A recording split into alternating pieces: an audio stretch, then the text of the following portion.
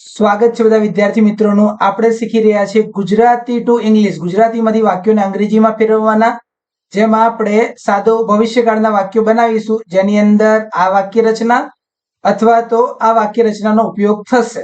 હવે તમારી સામે અમુક વાક્યો છે. જો તમારે આ વાક્યોનો જાતે અંગ્રેજીમાં ફેરવવા હોય તો વિડીયો સ્ટોપ કરી અને તમે જાતે પણ ફેરવી અને પછી ચેક કરી શકો છો. બરાબર. હવે આપણે આગળ વધીએ. આ બધા જ વાક્યોનું અંગ્રેજી શીખીએ જે ભવિષ્યકાળના છે. શરૂ કરીએ. આપણે પહેલા બે વાક્ય છે કે તું મારી સાથે લગ્ન કરીશ.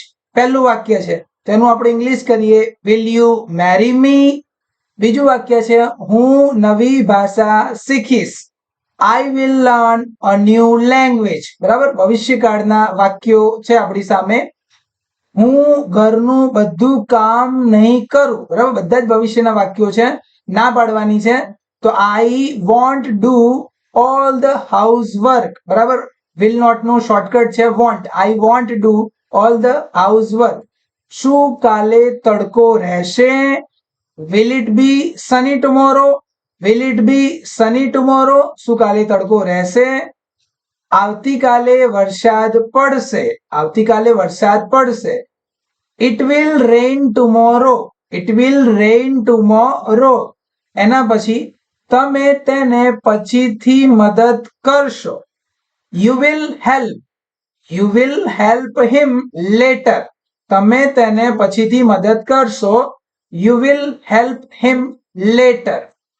હું કાલે ક્રિકેટ મેચ નહીં જોઉં. I will not watch. I will not watch the cricket match tomorrow. I will not watch the cricket match tomorrow. આપણે ચાલવા જઈશું. we will go for a walk. we will go for a walk. એના પછી આપણે છોકરીઓ ગાવા જઈ રહી છે. બરાબર. છોકરીઓ ગાવા જઈ રહી છે. the girls are going to sing. the girls are going to sing. શું તે અમારી સાથે રમશે? will she play with us? will she play with us? શું તે અમારી સાથે રમશે? આજે રાત્રે ડિનર બનાવવાનું નથી. આજે રાત્રે હું ડિનર બનાવવાનું નથી. I am not going to make dinner tonight. અમે બહાર રેસ્ટોરન્ટમાં જઈ રહ્યા છીએ.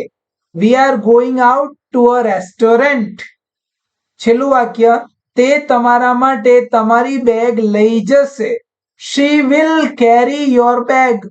she will carry your bag for you. તે તમારા માટે તમારી બેગ લઈ જશે. she will carry your bag for you. ફરીથી મળીશું. ભણતા રહીશું.